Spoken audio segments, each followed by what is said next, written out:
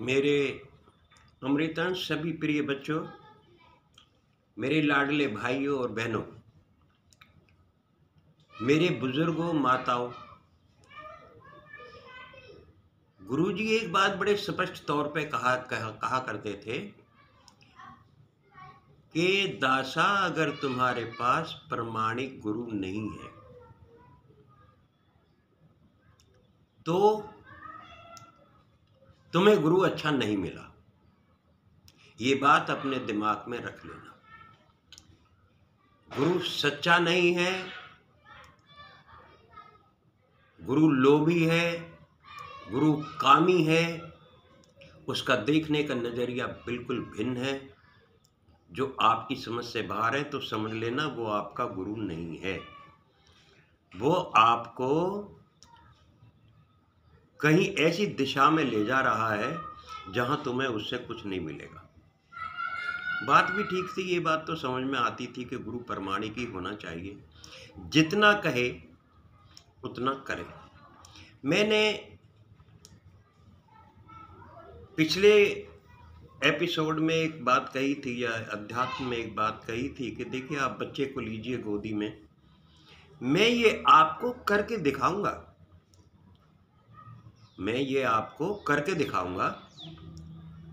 और मैंने दूसरा एक उदाहरण दिया था शायद के,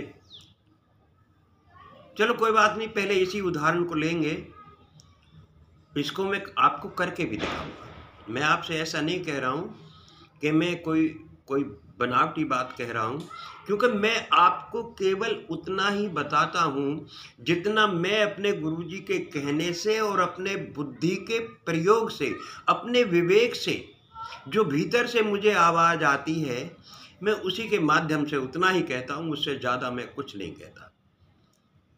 ना मैं किसी किताबी ज्ञान से कहता हूं, ना मैं आपको किसी ऐसा कुछ के भाई कोई पाखंड में कर रहा हूं, ऐसा भी मैं कुछ नहीं करता। मैं जितना जानता हूं, जितना मैंने ज्ञान प्राप्त किया है, जानकारी प्राप्त की है, मैं आपको उतना ही कहता हूं। तो ये मैं करके आपको दिखाऊंगा। लेकिन अब ये है कि आप इस भजन की क्रिया में पहले तो आप इस चीज को समझें कि लय, परलय, महाप्रलय और विलय, ये चारों चीजें आध्यात्मिक से भी जोड़ी जा सकती हैं और ये भौतिकवाद से भी जोड़ी जा सकती है। प्रकृति, पराप्रकृति और आपकी प्रकृति, ये दो चीजें हैं। एक आपकी अपनी प्रकृति, एक भौतिक प्रकृति।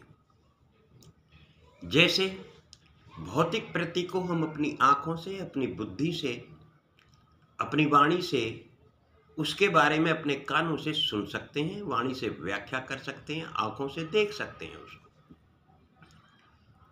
और बुद्धि से उसका अनुमान लगा सकते हैं। तो ये तो एक वो प्रकृति है। एक वो प्रकृति है जो आपकी अपनी प्रकृति है। आपकी प्रकृति में भी वह सारे ही चीज हैं जो इस प्रकृति में है। प्रकृति को छेड़ना, उसकी लय से परे हो जाना, जो उसकी लय है अर्थात उसका जो सुरताल है या उसका जो बहाव है, जिस तरीके से वो चल रही है, उसी के साथ साथ अगर आप चलेंगे तो आप लय में हैं। परलय, जब आप प्रकृति से थोड़ा सा हट जाते हैं, ये मेरी अपनी सोच है, मैं फिर बता रहा हूं आपको, मेरी अपने मस्तिष्क की उपज है।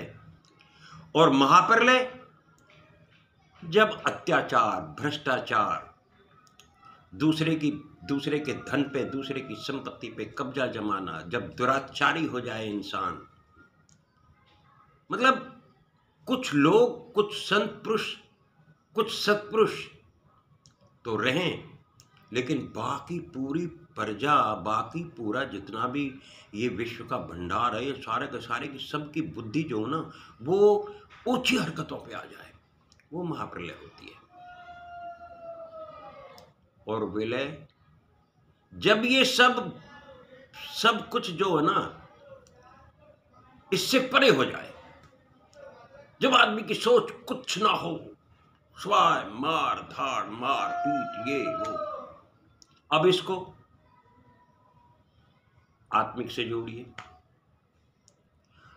महाप्रकृति में जो 3 गुण हैं वो हैं सतगुण, रजोगुण, तमोगुण। अर्थात जब आप सत्यवादी हैं आप लय में हैं, जब प्रलय हो गई है तो आप रजोगुण में हैं, थोड़े इधर हैं थोड़े उधर हैं। मतलब जितने का सौदा आपने, जितने के रुपए दिए हैं उतने का ही सौदा हमें दे दे भैया, हमारी बात खत्म। इसको गीता में यक्ष और राक्षस कहा गया है, और जो इससे भी परे की परिस्थिति में उन्हें भूत और प्रेत कहा गया है। और जो पहली अवस्था में जो सतयुग में है उन्हें देवता कहा गया है।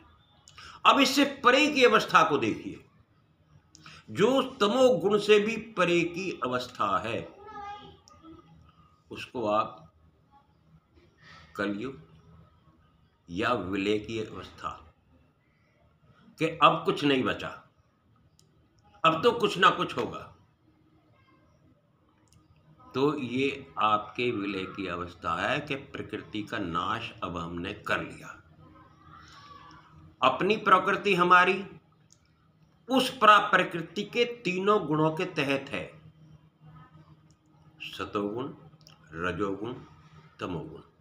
जब इन 3 गुणों को पार कर जाएंगे आप, जो इनसे परे उठ जाएगा, देवता जो हैं जैसे वो वेदों तक का सार उनके पास है, उसने ओम के दर्शन कर लिए हैं, जिसने उसने वेदों को पढ़ लिया, या जिसने वेदों को पढ़ लिया उसने उनके दर्शन कर लिए।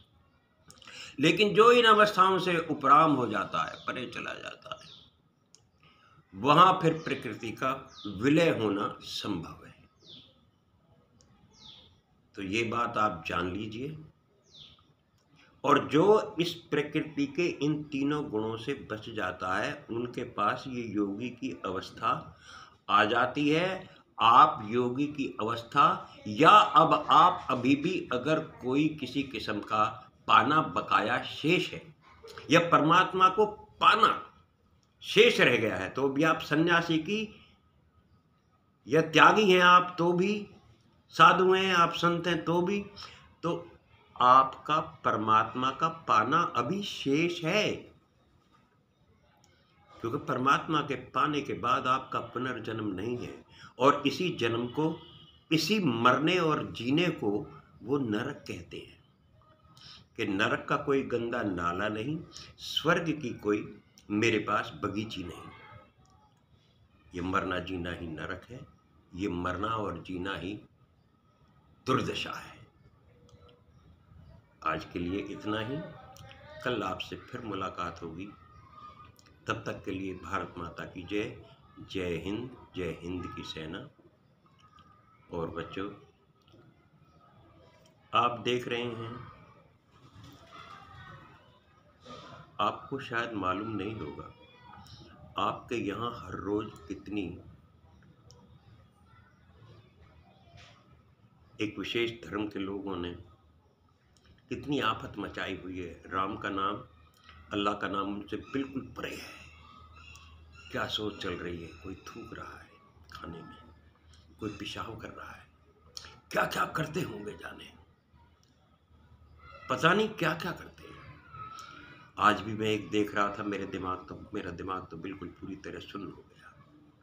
भाई, ऐसे लोगों से बचना, तुम्हारा धर्म नष्ट ना हो।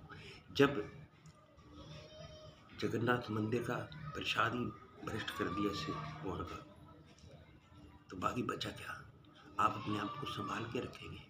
और एक बात और बता दूं, भगवान को केवल वो ये कहते हैं कि अर्जुन, जो मुझे पत्र, एक पत्ता, एक फूल, जल और एक फल मुझे अगर ये 4 चीज़ें आप अर्पित कर देते हो तो मैं बड़ा उसे खुशी खुशी स्वीकार करता हूँ, मेरे लिए इतना ही काफ़ी है। भारत माता की जय। जय हिंद की सेना।